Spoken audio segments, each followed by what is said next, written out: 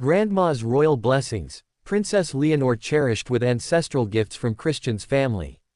A wedding. A princess. A crown. But then, something unexpected.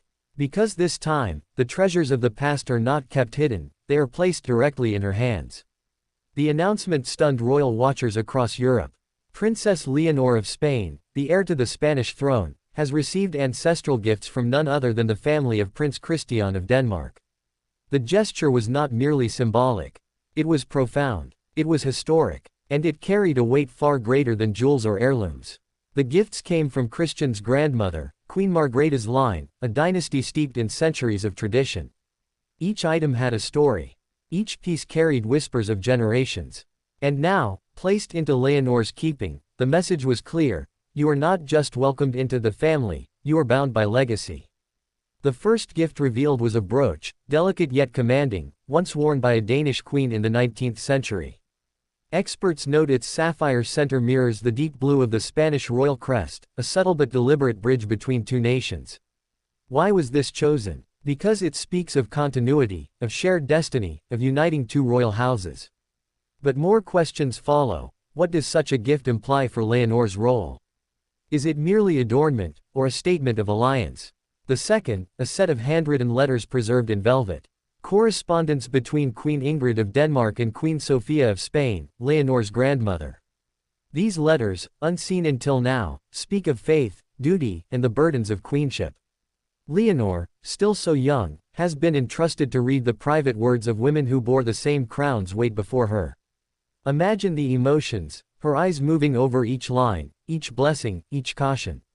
Could these letters guide her choices as future queen?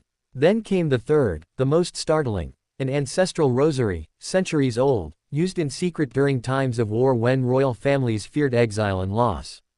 Placing it in Leonor's hands was not just a religious gesture, it was a reminder of resilience, of survival, of faith that carried dynasties through storms. And so the blessing becomes layered. It is both spiritual and political, both intimate and public. The reaction in Spain was immediate. Some celebrated, calling it a union of love sealed with sacred tradition. Others raised brows, questioning whether such gifts signaled Denmark's influence on Spain's future queen. Commentators in Madrid debated live on television: is this romantic or strategic? Does it honor Leonor, or does it weigh her down with expectations she never asked for? Meanwhile, across Denmark, the sentiment was one of pride. Queen Margrethe, known for her wisdom and affection for her grandson, reportedly approved each gift personally. Danish newspapers wrote of a new sister of Denmark, welcomed with grace. Yet beneath the celebrations, whispers persisted: is Christian's family making a quiet claim to shape Europe's next generation of monarchs? Inside the Spanish palace, the atmosphere grew more delicate. King Felipe viewed the gifts with solemn respect, understanding their symbolic gravity. He, too, knows the language of heirlooms, how objects carry messages no words can. Queen Letizia, ever protective of Leonor, embraced the gesture but remained cautious. She has lived the struggle of stepping into monarchy as an outsider. Now, she sees her daughter taking that same path, only magnified by gifts that tie her not just to Spain, but to Denmark's royal story. And what of Leonor herself? Those who witnessed her receive the gifts describe her as visibly moved. Her hands trembled slightly when holding the rosary. Her eyes filled when reading the letters. She smiled, radiant but solemn, when fastening the brooch. She is, after all, not only a young woman in love, she is a queen in training. And in those moments, the weight of two dynasties rested on her shoulders. But the questions do not end there. What will become of these heirlooms? Will she wear the brooch at her wedding? Will the letters remain private, or will they someday be published, revealing guidance from queens of old? And will the rosary accompany her in moments of crisis, as it did for her predecessors? Globally, the reactions have been intense. In Britain, royal analysts compared the gesture to when Queen Elizabeth II passed ancestral jewels to Diana, and later to Kate. In the United States, media framed it as a fairy tale gesture, igniting fascination with Leonor's role as Europe's youngest future queen. In Latin America, where ties to Spain remain culturally profound, reactions were deeply emotional. Many saw it as a sign of renewal, a blending of old heritage with youthful hope. Yet not everyone is convinced. Critics argue that such symbolic exchanges risk blurring the independence of monarchies. Should Spain's heir receive blessings from another royal line? Does this create expectation of political closeness, or is it simply family love transcending borders? Inside royal circles, one more detail has stirred fascination.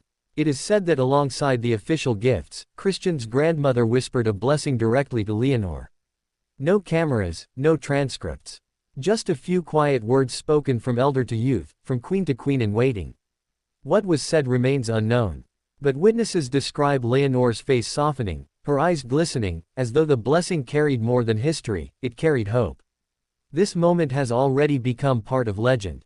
A teenage princess, standing at the crossroads of love and duty, receiving treasures that tie her to centuries past.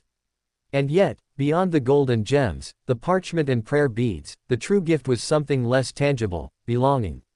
Because at its heart, this is not about wealth or politics. It is about recognition. A family acknowledging her not as an outsider, not as a guest, but as one of their own.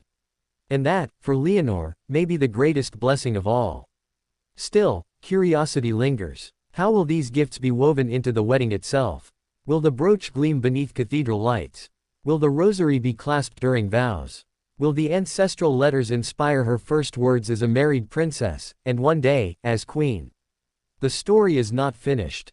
It has only begun. Each gift will carry forward, appearing at milestones, whispered about in documentaries, studied by historians, cherished by Leonor herself. And with every appearance, the world will remember this moment, the day a grandmother's blessing crossed borders, binding hearts, dynasties, and futures. This is the power of ancestry. This is the weight of royalty. This is Leonor's inheritance, love, legacy, and the blessings of a family that now calls her their own. A princess receives, a queen to be carries forward, and the world watches in wonder.